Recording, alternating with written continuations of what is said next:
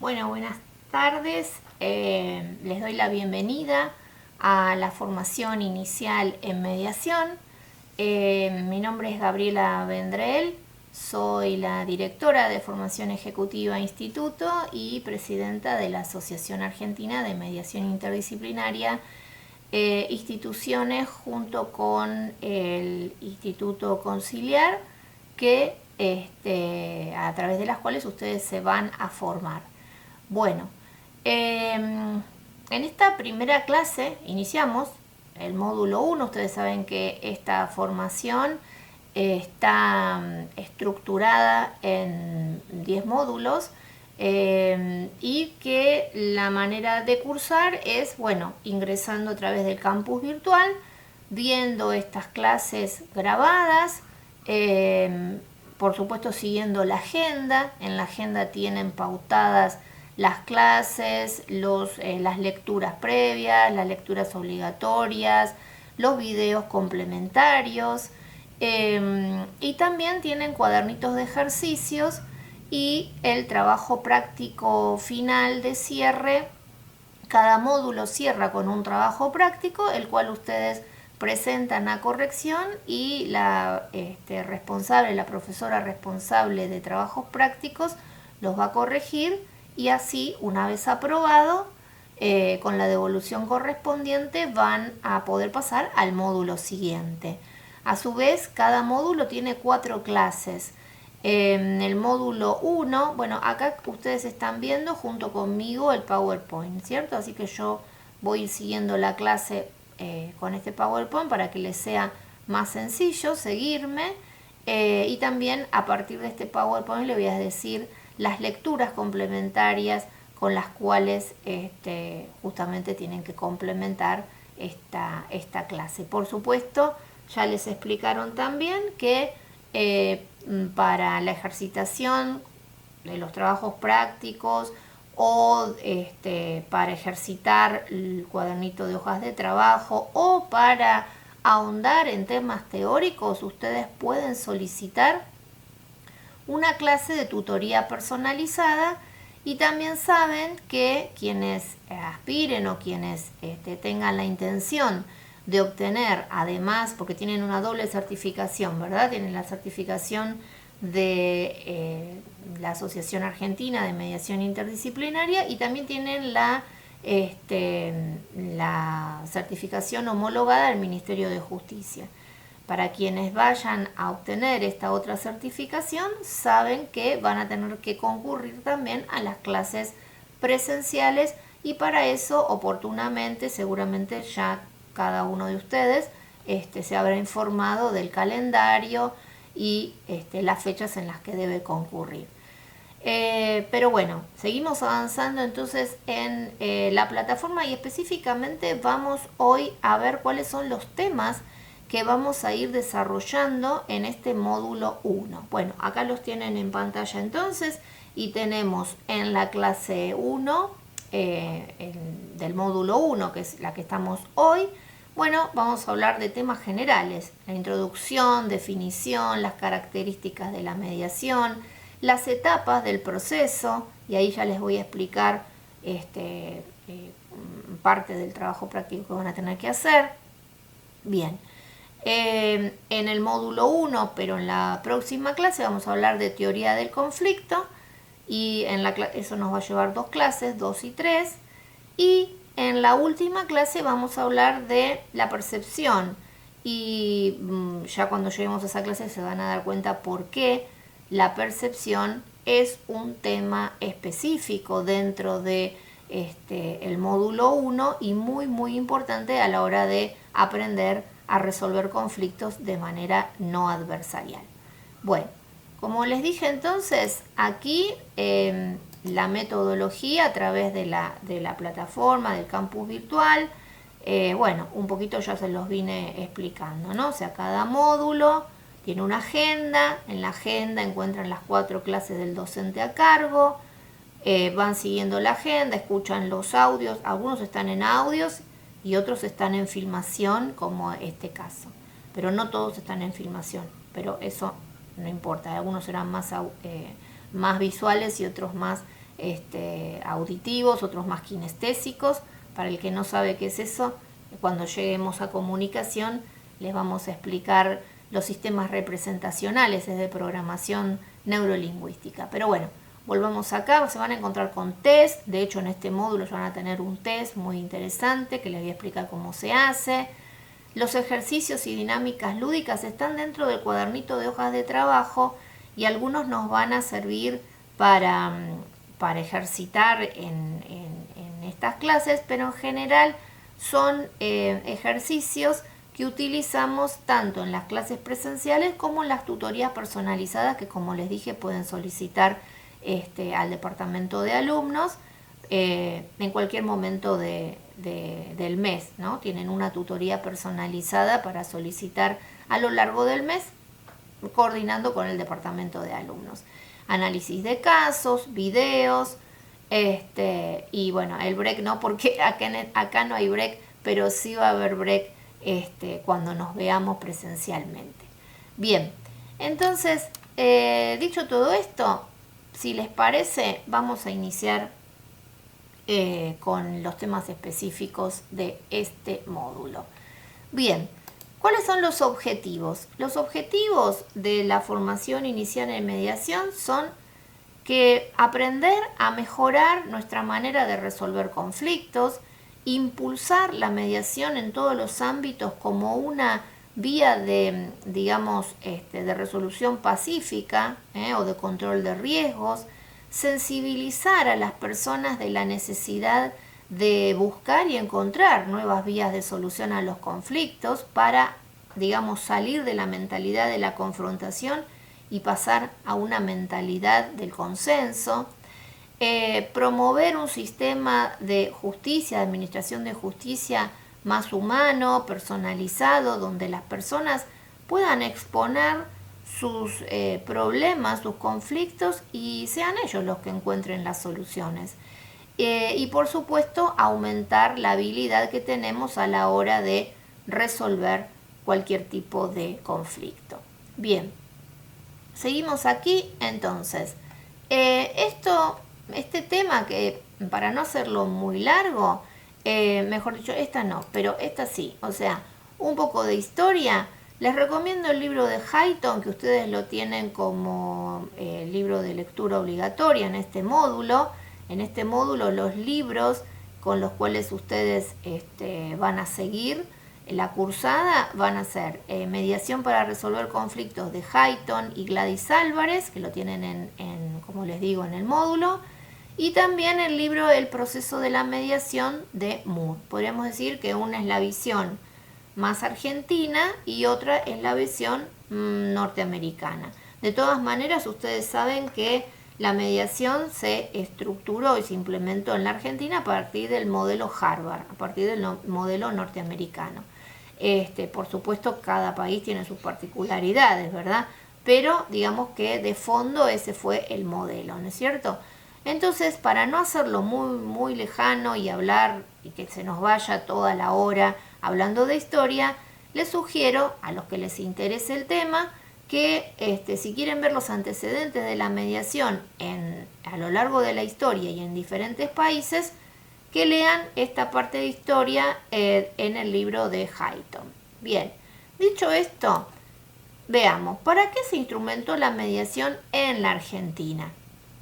Bueno, el objetivo principal de implementar la mediación en la Argentina fue oxigenar los juzgados, es decir, que el sistema de justicia, abarrotado por causas que muchas veces se pueden resolver de una manera amigable, porque en realidad las partes conversando pueden llegar perfectamente a un arreglo, quizás mucho más conveniente que lo que diga un juez.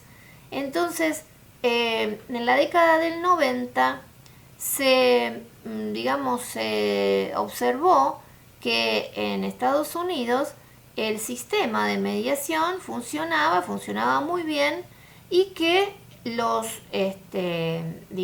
modelo que se impulsaba ahí era el modelo que, como les dije, modelo Harvard. ¿Por qué Harvard? Y porque se se diseñó, digamos, en la Facultad de Derecho, en la Universidad de Harvard, en la Facultad de Derecho, y estos teóricos lo que hicieron fue en principio observar lo que hacían negociadores internacionales. Entonces, en esa época, estamos hablando de los años 70, principios de los 80, pero digamos la década del 70, observaban qué es lo que hacían observaron qué es lo que hacían los negociadores internacionales que tenían éxito en negociaciones complicadas, negociaciones difíciles, y entonces en base a esas observaciones idearon un método específico de negociación que surge de la observación de negociaciones internacionales, que hoy conocemos como método win-win. Método win-win quiere decir en inglés ganar-ganar. De hecho, en el módulo 2 vamos a ahondar en ese método, porque el módulo 2, como ustedes saben, es teoría de la negociación. Y esta teoría de la negociación nos va a llevar a conocer a fondo cómo y de qué manera, o sea, cómo se estructura, cuáles son las características, los principios sobre los cuales se fundamenta esa negociación y cómo se lleva a la práctica.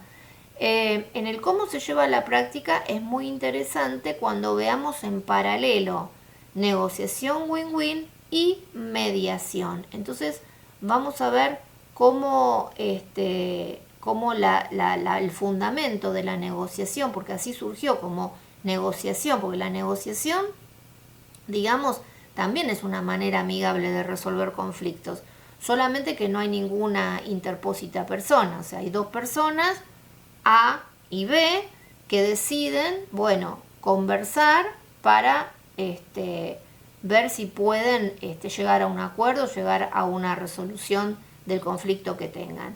Si eso no prospera, si esas conversaciones, por el motivo que fuera, esa negociación uno a uno no prospera, fracasa, bueno, antes de ir a juicio todavía tienen un paso todavía amigable, intermedio, que es recurrir a mediación.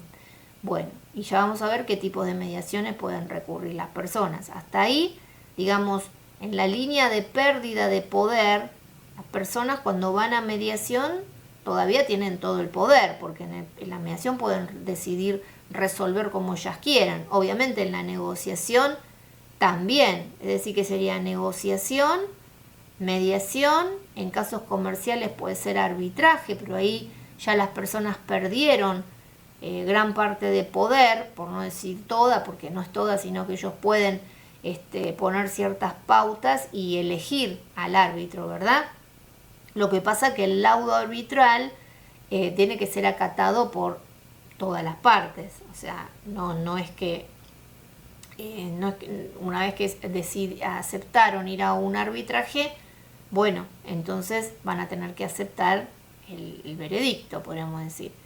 Y luego, si todo esto no prospera, bueno, el último recurso es ir a juicio. Pero ya en un juicio las partes no tienen, digamos, mucho protagonismo. ¿Por qué? Porque lo delegan en los abogados. Los abogados son los que, en definitiva, van a llevar la causa, y entonces el que va a decidir en base a las pruebas presentadas por los abogados de las partes, decidirá, bueno, quién tiene razón y quién está equivocado. Es decir, que uno va a salir ganando y el otro va a salir perdiendo, ¿verdad? Bueno, entonces, en la Argentina el objetivo principal fue ese.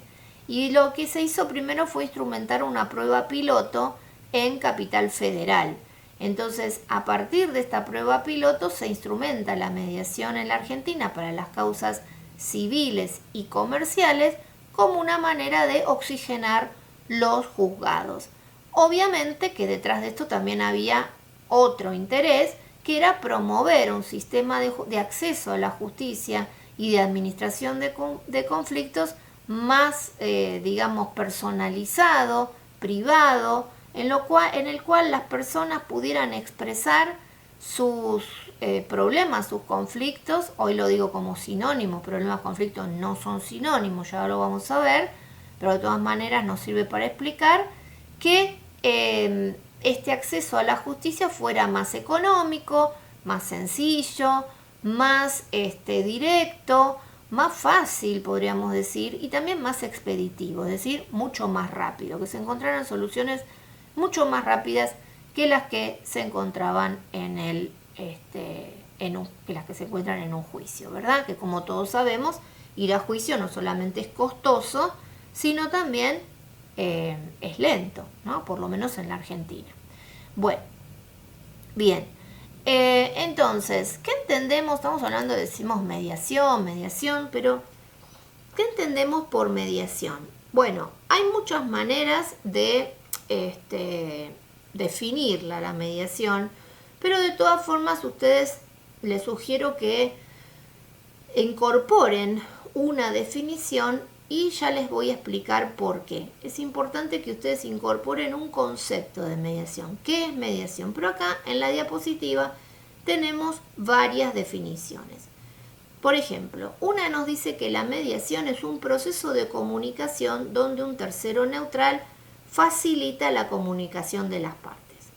Acá están como en un solo texto, veo, pero en realidad son diferentes definiciones. Entonces, esa es una. Otra dice, es un método para la resolución de conflictos de manera colaborativa. Otra, perfectamente puede ser, la que dice a continuación, es un proceso colaborativo cuyo objetivo principal es solucionar el conflicto que enfrentan las personas por medio de la comunicación directa de las partes con la asistencia de un tercero neutral que es el mediador, el cual, utilizando técnicas y herramientas específicas, intenta que las partes encuentren puntos de coincidencia que puedan formalizarse en un acuerdo.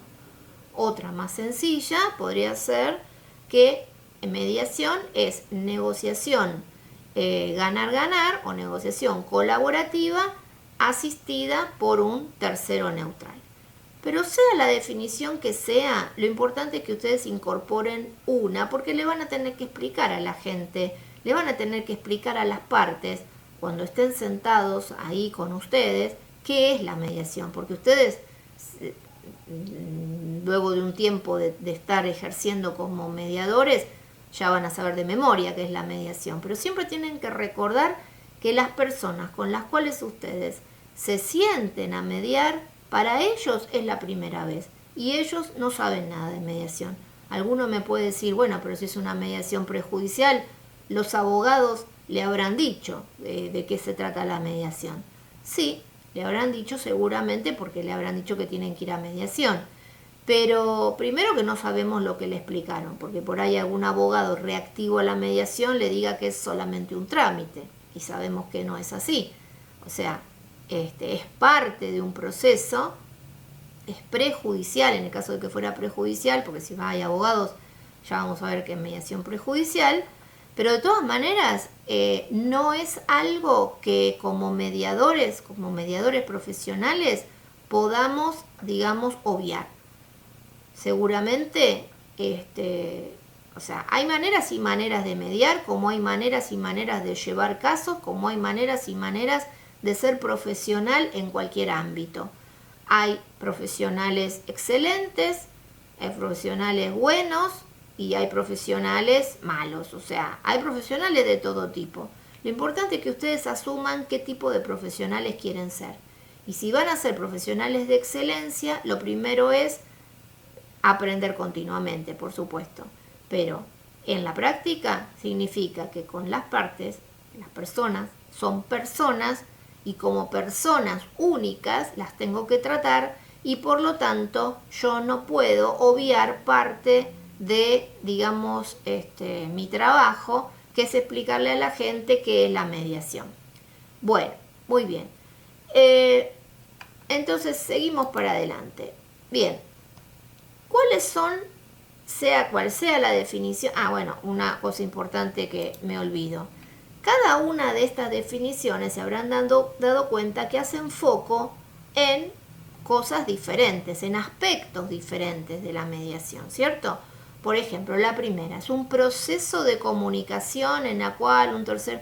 Lo neutral facilita la comunicación en las partes. Bueno, si le pregunto en dónde hace foco esa definición, evidentemente en el proceso de comunicación.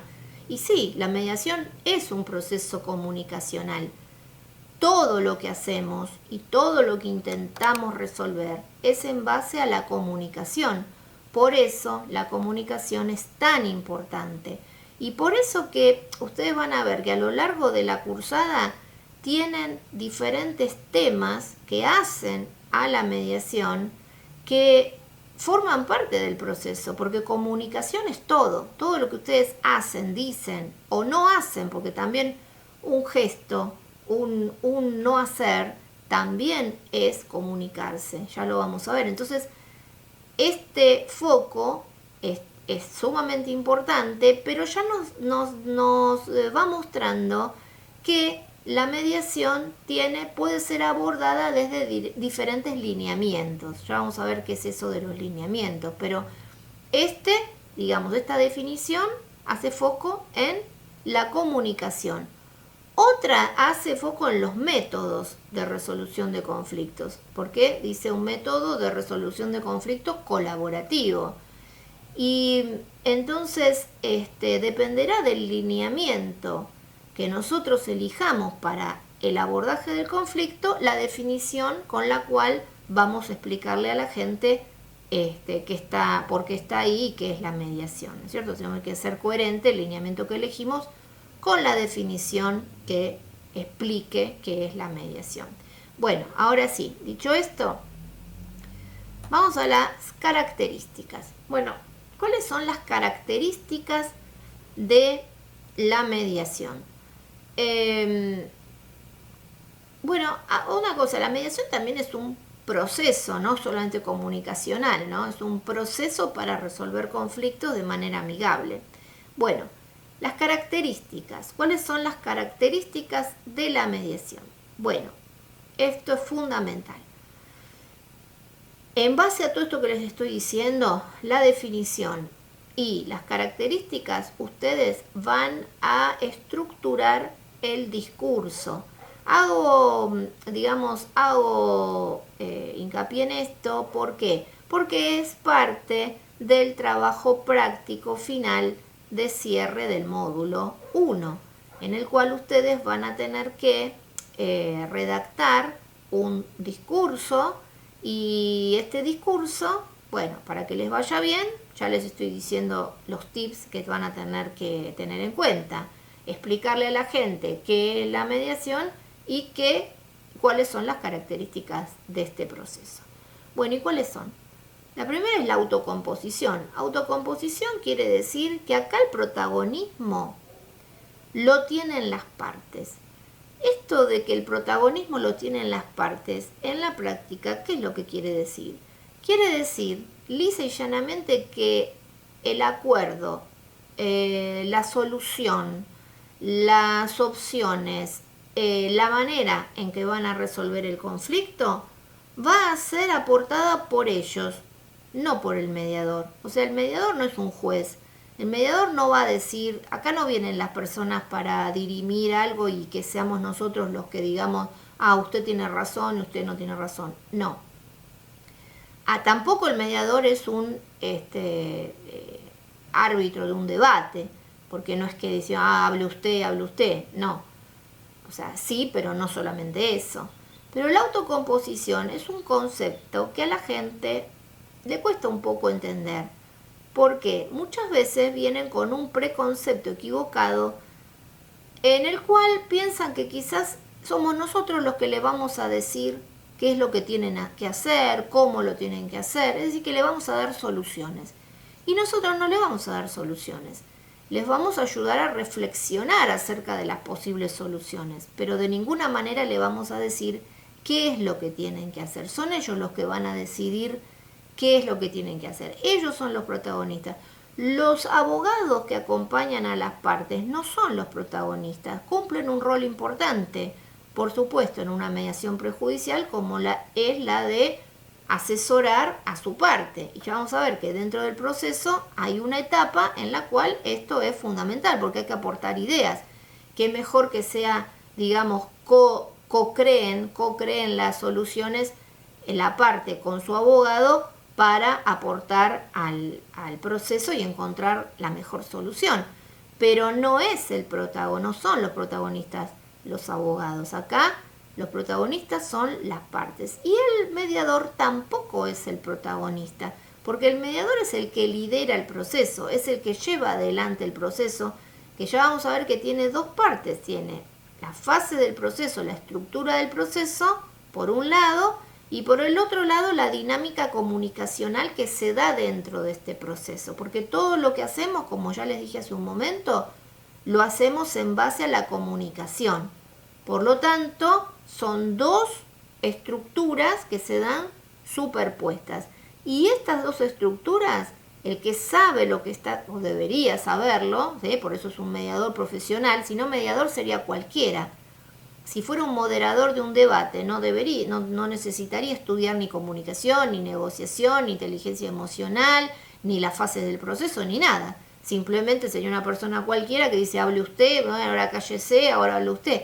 Pero eso no es ser un mediador, ¿entienden? Entonces, por eso mismo, el mediador tiene todos estos conocimientos, tiene todas estas competencias y lo que hace es justamente liderar el proceso, pero no es el protagonista, no es el que dice cuál es la resolución de este proceso, ¿sí? Bien, la confidencialidad, muy importante.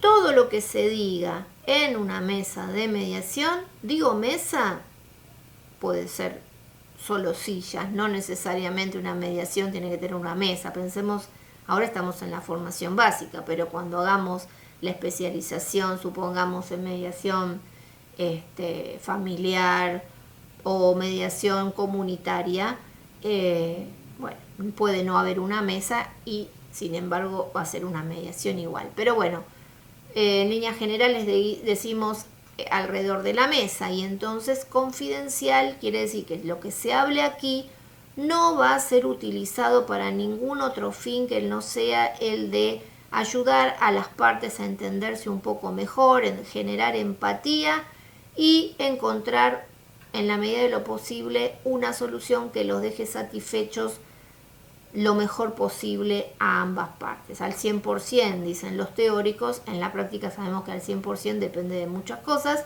es posible, pero quizás podemos tener una meta un poquito no tan ambiciosa y sin embargo va a ser muy satisfactorio para la gente que encuentre las soluciones a la mayor cantidad de intereses que puedan satisfacer.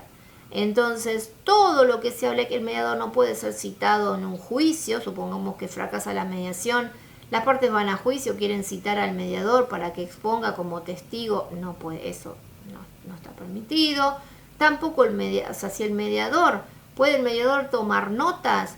Sí, perfectamente puede tomar nota, pero esas notas son simplemente para llevar adelante el proceso, no son para presentar en ningún lado, no debe tampoco mostrarlas a pedido de nadie, son notas simplemente para él, ¿no es cierto? O ella. Bien. ¿Las partes pueden firmar un convenio de confidencialidad? Sí, en muchas provincias es obligatorio que las partes firmen el convenio de confidencialidad. En Capital Federal es optativo, pero no es optativo que el mediador se olvide de explicarle a las partes en el discurso que este proceso es confidencial y que no tengan miedo porque nada de lo que se diga ahí va a ser utilizado en el juicio. No se puede utilizar en el juicio, en el supuesto juicio si es que no se llega a ningún arreglo. No va a poder ser utilizado para nada que no sea tratar de resolver en esta instancia, ¿verdad?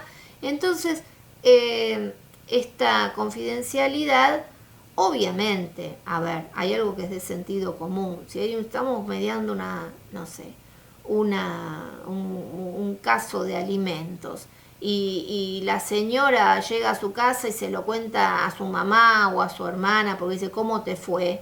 No está violando la confidencialidad, ¿se entiende? Confidencialidad es no poder usar esto en ninguna otra instancia, en ningún otro lugar, pero no es un secreto de sumario. ¿Queda claro? Bien. Acento en el futuro. Bueno, súper importante. Y muy esclarecedor para las partes. Acá no buscamos culpables. Es decir, esto no es un juicio ni un mini juicio. No es que las partes tienen que traer documentación para probar que el otro es el que está equivocado o que el otro es el responsable. No, acá el foco se corre, no importa quién hizo qué. No importa quién es más culpable que quién. Acá lo que importa es encontrar soluciones. Miren, yo generalmente doy este ejemplo. Si yo voy caminando por la calle y me empieza a molestar el pie porque me entró una piedra en el zapato, puede ser que yo siga caminando y trato de, no sé, de bancármela, que tengo la piedra, y lo podré hacer hasta un cierto punto, porque en realidad en un momento me va a lastimar y ya no voy a poder caminar. Entonces tengo dos opciones. Me paro en medio de la calle y empiezo a gritar que quiero que aparezca el culpable de haberme puesto la piedra en el zapato. Quiero que aparezca el culpable porque si no yo voy a hacer no sé qué cosa. O paro, me saco el zapato y me saco la piedra, después me pondré una curita, me desinfectaré, haré todo lo que sea necesario para que no se me no tenga un problema mayor y sigo caminando. Bueno, este ejemplo que he visto con este ejemplo del zapato y la piedra parece casi obvio, ¿no? De sentido común. Nadie se pondría a gritar que quiero que aparezca el culpable, pero muchas veces en la vida la gente tiene un problema y lo que quiero, o sea, lo que dice quiero justicia. ¿Qué significa que quiero justicia? Quiero que pague por lo que me hizo, porque este me puso la piedra en el zapato, quiero que sea, y resulta que el otro ni enterado estaba de que había puesto una piedra, o si estaba enterado no le importaba. Y entonces, ¿qué pasa si el otro no quiere resolver? ¿Qué pasa si el otro no quiere hacerse cargo de sacar la piedra? Estoy condenada o condenado ¿a qué? A sufrir para toda la vida. Pues no parece muy inteligente, ¿no? Esa opción. En realidad lo que sucede es esto. Si yo tengo un problema, mejor dicho, si una situación conflictiva a la que le está molestando es a mí, la que estoy sufriendo soy yo, lo primero es asumir el poder que tengo en mis manos de solucionarlo. Por supuesto que vengo a mediación para que haya empatía y el otro entienda que el perjuicio que me está causando y viceversa, y entonces podamos a través del diálogo encontrar soluciones en conjunto. Pero el foco está puesto en la solución, no en la culpa de que usted me puso la piedra en el zapato. No, está puesto en encontrar la mejor solución para ambas partes, porque ya les digo, por ahí el otro ni enterado estaba de que había ocasionado un perjuicio. A ver, aquí esto se enlaza con la primera de las características, que es la autocomposición. Como les dije, ¿quiénes son los protagonistas? Las partes son los protagonistas. Las dos partes son las protagonistas. Por lo tanto, ambos tienen que hacerse cargo de querer resolver el problema. Ambos. No es que uno viene, no, yo vengo acá para que sea el otro el que me solucione. No, yo vengo acá para que sea... No, eso no es mediación. Eso es un cambio de chip, un cambio de paradigma mental. No buscamos culpables, buscamos soluciones. Si buscan culpables será en otra instancia, pero en esta instancia no importa quién hizo qué cosa. Por supuesto es importante que cada uno cuente su versión. Ya vamos a ver por qué y qué nombre tiene eso, porque eso tiene un nombre específico en negociación. Contar la versión de cada uno. Pero con eso no solucionamos nada. O sea, es parte importante del proceso, forma parte de la catarsis, decir lo que me pasa, bla, bla, bla, pero eso no soluciona. Lo único que soluciona es la creatividad y la proactividad, porque si yo no estoy dispuesto a sacarme la piedra del zapato, solamente me quiero esperar a que sean los demás que hagan cosas, bueno, entonces no entendieron qué es mediación. Mediación es proactividad y foco en solucionar. Bien. Por otro lado, les dije que este es un procedimiento, pero procedimiento ¿de qué tipo? Por un lado es un procedimiento, en el caso de que sea prejudicial, es un procedimiento prejudicial que tiene etapas, pero que es flexible, porque como acá no hay que aportar pruebas, ni hay que presentar escritos, ni hay términos perentorios, ni nada de eso, puede ser que avancemos en el proceso, en las etapas del proceso, y puede ser que a veces haya un retroceso, que las partes vuelvan a una etapa anterior. No hay problema, no hay que asustarse. Somos nosotros los que lideramos el proceso, tomamos cuenta de lo que está pasando y tenemos muchísimas herramientas para volver a encarrilar a la gente e instar el proceso para que siga para adelante. No hay que asustarse, pero es una posibilidad. Por eso es que es flexible, no es que es lineal. Por ejemplo, un juicio es lineal, va siempre para adelante. No se puede ir para atrás. Perdí una instancia, la perdí. Ahora, aquí no es así. Entonces, eso por un lado. Y por el otro lado es un proceso comunicacional. Todo lo que hacemos es en base a la comunicación. Pero estas etapas, como decimos, se adaptan a cada caso en particular. Bien, punto de la neutralidad, sumamente importante. La neutralidad, más que una característica de la mediación, es una función del mediador. Fíjense, aquí adelante, creo que aquí ven, donde dice funciones del mediador. Bueno, yo considero que esto que figura acá, que dice neutralidad, debería estar acá, en las funciones del mediador. ¿Por qué? Porque el mediador, que es el que lidera el proceso, es el que insta el proceso, tiene una obligación fundamental que es mantenerse neutral. ¿Qué es la neutralidad? Vamos a definir qué es la neutralidad. Les digo, neutral no es nadie, porque nadie es neutral, nadie que tenga ideas acerca de cómo son las cosas es neutral, porque tener ideas, tener pensamientos ya es tomar partido por una postura o por la otra. Entonces no pretendemos que el mediador no tenga ideas, que el mediador no piense por sí mismo, que el mediador no tenga prejuicios, lo cual sería absolutamente imposible, porque a esta altura del partido todos tenemos ideas de cómo las cosas son o de cómo las cosas deberían ser. El punto no es ese. El punto es que durante el proceso yo pueda guardarme mis ideas, mis preconceptos, mis prejuicios, mis paradigmas en el bolsillo. ¿Qué quiere decir esto? Que no interfieran, que yo los pueda mantener a raya y que no interfieran con mi escucha activa. Si yo veo que lo que me están contando atenta contra un paradigma muy aceptado por mí y que me está nublando la visión, digamos, que me está haciendo ver que este tiene razón y el otro no, bueno, ahí yo ya perdí la neutralidad. Si pierdo la neutralidad no puedo mediar, porque el mediador por concepto está en el medio. El mediador no está ni a favor ni en contra de ninguna de las partes. ¿Comprenden? El mediador no está ni a favor ni en contra. El mediador está ahí para facilitar el diálogo, para ayudar a la gente a que se entienda un poco mejor, para ayudarlos a llegar a un acuerdo en la medida de lo posible.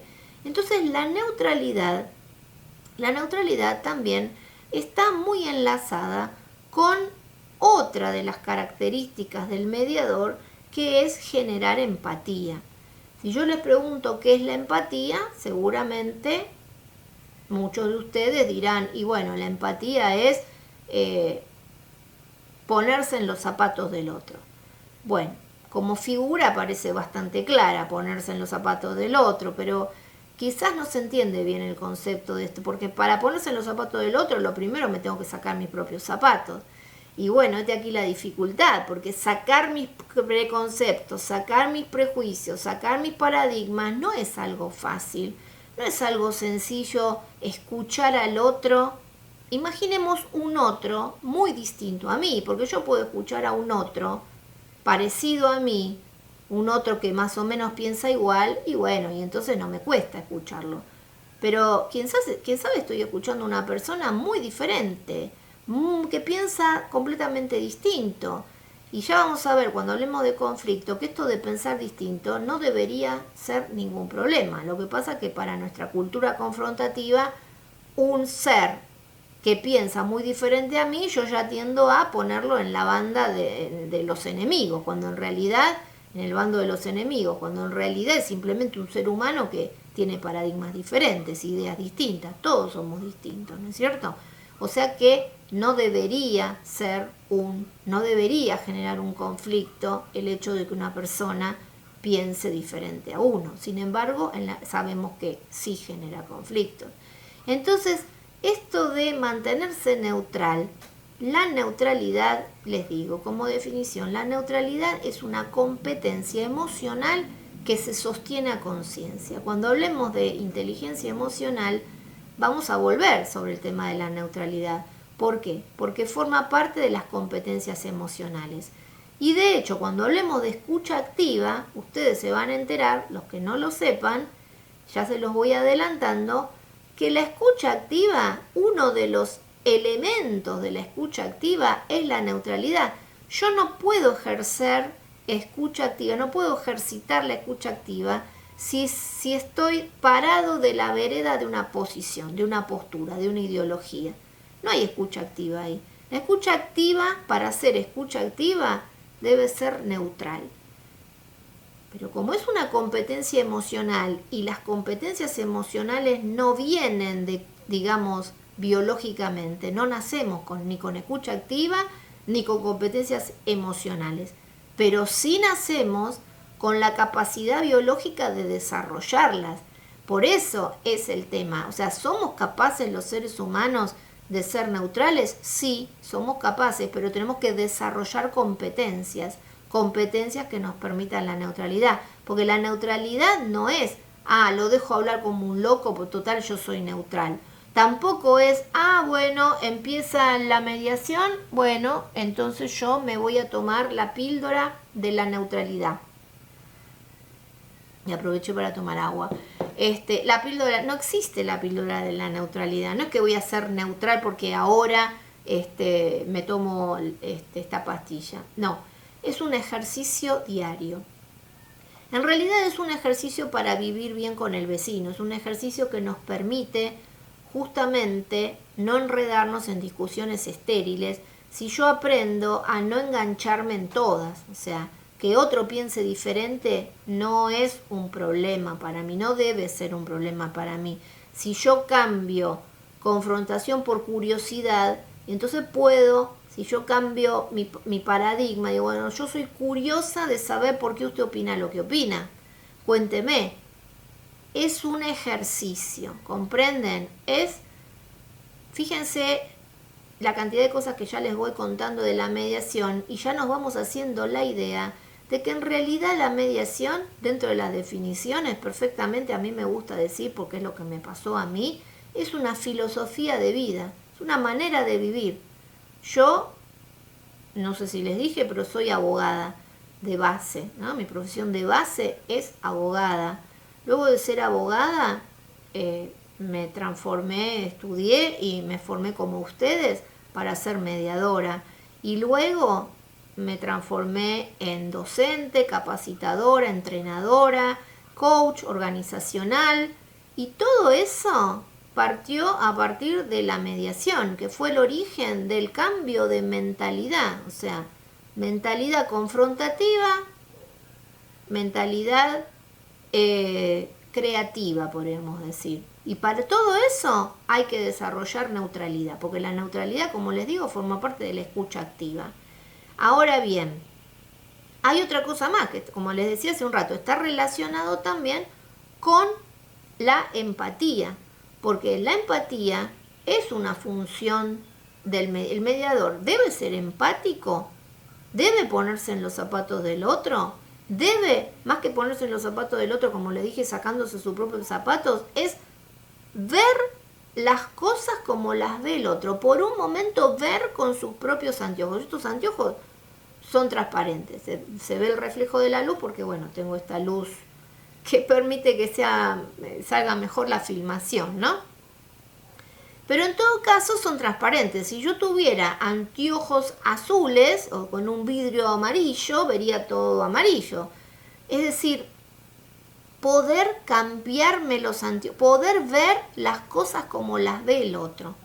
Por un momento entrar en su ser y verlo, porque cuando hacemos eso, y a veces hacemos ejercicios de role-playing donde le decimos a la gente, bueno, pero si usted, imagine por un momento Juan Pérez, que usted es Pedro Gómez. Usted, a ver, cambia el rol. ¿Cómo las ve ahí las cosas siendo él? ¿Cómo lo explicaría? Y claro, ese es el cambio de rol.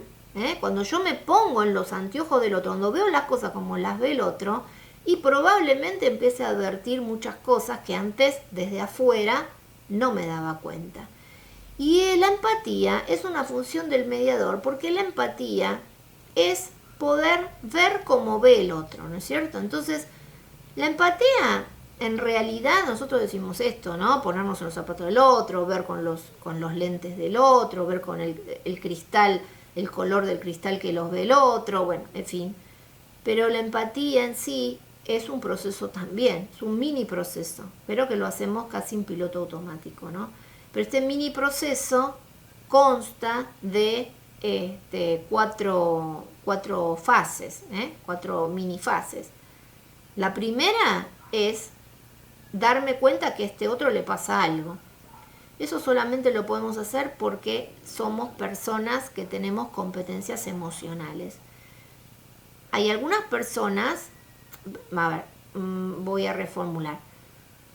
La empatía, como les dije, es un mini proceso que hacemos casi en piloto automático, que yo ahora les voy a explicar los pasos, ¿no? Pero en realidad, para ser empático, el conocer al otro y poder ver las cosas como las ve el otro, tiene una dificultad principal, que es el tiempo. Por eso es que no somos empáticos. Hay gente que es más empática y otra que es menos empática. Pero en realidad nos lleva tiempo. Porque esto que les voy a explicar ahora lleva tiempo. Por eso que a veces paso por delante de una persona que está pidiendo plata en la calle o está tirado en la calle o un perro abandonado o lo que fuera, alguien que esté sufriendo, un ser que esté sufriendo y no me detengo. ¿Pero por qué? Porque lleva tiempo. El detenerme ya es bueno, me di cuenta, le pasa algo y quiero saber qué le pasa para ayudarlo a algo, ¿me comprenden? Entonces, no nos hace ni mejores ni peores personas darnos cuenta de que la empatía lleva tiempo y que no somos empáticos con todo el tiempo con todo el mundo, pero también nos lleva a darnos cuenta, ¿somos empáticos la mayor parte del tiempo o no? ¿Hay personas que no pueden desarrollar la empatía? La respuesta es sí. Hay personas que no pueden ser empáticas, pero parece ser, gracias a Dios, que son un porcentaje mínimo de la población mundial, los famosos psicópatas. Los psicópatas no tienen posibilidad de desarrollar empatía. Algunos teóricos, ahí la biblioteca está dividida, unos dicen que es porque les faltan neuronas espejo. Las neuronas espejo a nivel neuronal son las que nos permiten ser empáticos. ¿Por qué? Porque son las que me permiten ver al otro, darme cuenta de que a este otro le pasa algo, registrar sus emociones. Y parece ser que estas personas, los psicópatas, no tienen muchas neuronas espejo. De hecho, las neuronas espejo se van desarrollando y se desarrollan hasta los 25 años, ¿sabían? Por eso es una de las razones por las cuales los adolescentes les cuesta tanto entender a los padres y son tan narcisistas. Bueno, después hay personas que siguen siendo narcisistas toda la vida, pero en todo caso es una etapa del proceso de volverse adulto. En la adolescencia todos somos un poco narcisistas y no está mal que también lo seamos porque tiene que ver con el ego, pero el punto es cuando no veo tanto al otro. Entonces esto también nos sirve para darnos cuenta cuántas veces pasamos por delante de los demás y ni los miramos y cuántas veces somos realmente compasivos. Bueno, la cuestión es que siendo mediadores es nuestra obligación darnos cuenta que a este otro le pasa algo. Lo podemos registrar a nivel visual porque está llorando, gritando, pataleando, entonces nos damos cuenta que tiene una emoción a flor de piel. Nos damos cuenta porque está en la sala de espera y resulta que uno mira para un lado, el otro mira para el otro y ni se dirigen la palabra. Podemos registrarlo visualmente, auditivamente, kinestésicamente, pero el tema es que nos demos cuenta que estas personas están acá y les pasa algo, tienen un conflicto, tienen un problema. Bien, eso es lo primero. Si yo como mediador no me doy cuenta de eso y tomo a las personas que están ahí como un mero trámite, es decir, firme aquí y váyase, bueno, entonces seré cualquier cosa, estaré oficiando de mediador, pero en realidad no soy un mediador, porque el mediador debe desarrollar empatía. ¿Para qué? Primero, para darse cuenta. Entonces, el primer paso de la empatía, como les dije, los micropasos, darme cuenta, hacer visible al otro. Que no sea un número más, porque para eso teníamos la justicia tradicional. La mediación, esta persona es Juan Pérez y le pasa algo y yo me doy cuenta. Ahora, me doy cuenta, pero segundo paso es indagar. ¿Qué le pasa? Entonces voy a ir imaginemos que esto, por ejemplo, imaginémoslo fuera del contexto de una mediación, empatía. Imaginemos que yo voy caminando y veo una persona que se cayó en un pozo. Puedo pasar de largo, cero empatía. O la persona está en el fondo del pozo y está gritando auxilio. Paro y, no sé, bajo a ver qué le pasa. Llego al fondo del pozo y le pregunto, señor, ¿qué le pasa? ¿Cómo se cayó? ¿Qué le pasó? Bla. Es decir, indago para conocer más, para saber por qué está ahí, qué le pasó, cuál es su situación, su circunstancia, bla. Perfecto. Cuando esta persona me cuenta, yo puedo estar muy tentada de subirla a Cocochito, ¿no? Subirme la espalda y rescatar. Soy la rescatadora. Bueno, pero eso no es empatía. Eso no es empatía. Porque el tercer paso de la empatía es hacer reflexionar a esta persona acerca de los recursos que tiene para poder salir de esa situación en la que está o se metió, porque muchas personas no es que están en el pozo, llegaron al pozo, se tiraron al pozo de cabeza, no midieron si había agua, no había agua, pensaron que era una pileta, pensaron mal las cosas, tomaron malas decisiones. Entonces viene el cuarto paso, que es salir del pozo. Pero fíjense qué interesante. El cuarto paso de la empatía, ¿saben cuál es? Empoderamiento. Empoderamiento quiere decir que cada uno sale del pozo. Nosotros que bajamos hasta acá con una escalerita, saldremos por la escalerita, y el otro va a crear su propia escalerita y va a salir solo del pozo, por sus propios medios, con sus propias herramientas. Todos los conflictos tienen solución. No es que hay problemas o conflictos que no tengan solución. Todos tienen solución. Lo que pasa es que hace falta creatividad y sobre todo hace falta responsabilizarse. Entonces el mediador lo que hace es, a través de la empatía, ayudar a la gente a asumir la responsabilidad que tienen de, no la culpa, porque no tiene nada que ver con la culpa. O sea, la culpa es para flagelarse, y acá no es una cuestión de flagelarse. Si quieren flagelarse, se van a la iglesia o no sé a dónde, pero acá es una cuestión de soluciones. Para solucionar hay que responsabilizarse. Responsabilidad es una palabra compuesta. Responder con habilidad. Si estás en el pozo y llorando y clamando por auxilio, quiere decir que no fuiste muy hábil. Entonces ahora vas a responder a esta dificultad con habilidad, con los recursos que tengas. Si no los tenés, los vas a tener que darte cuenta que los tenés que ir a buscar, pero la cuestión es que vas a salir del pozo empoderado.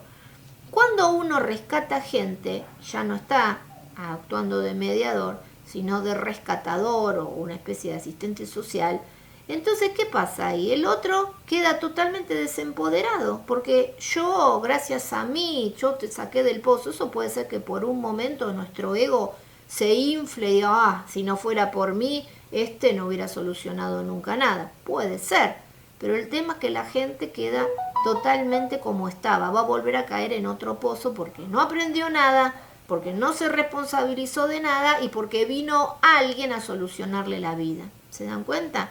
Bueno, dicho todo esto, entonces, con esta diapositiva de características de la mediación, vamos a terminar la primera clase del módulo 1. En la próxima clase vamos entonces a abordar el tema de las fases del proceso y cómo transitarlas. También vamos a hablar de las agendas y cómo se realizan, y vamos a iniciar la teoría del conflicto, que, como les dije, nos va a llevar un poquito de la clase 2 y la tercera clase. Los espero en la próxima. Gracias.